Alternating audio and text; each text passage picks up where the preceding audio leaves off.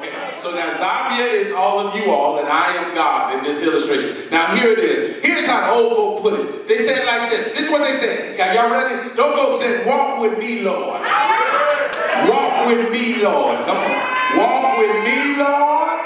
Walk with me, Lord. While I'm on this tedious journey, walk with me. Now, watch this. If I'm God, and if it is your prayer that you want me to walk with you, then here is what you got to do. You got to trust me.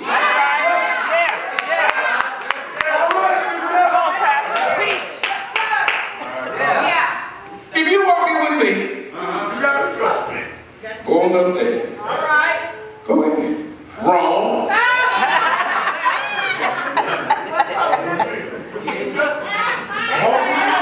Walk with me. Now, I want you to see this, because a lot of times that's the way it will be in life for you. You will have something or somebody telling you to get ahead of God. A lot of times it'll be your flesh, your personal desires, your emotions telling you get ahead of God. And then you say, go on, your flesh will go, and you go, right? But what happens is God is still in the same place where you left him. A lot of times stuff go bad and we left God. Come on, go ahead, just go up to just for a second. Now just for a second. And then just stand there. And you say, man, how come I don't have the joy that I used to have?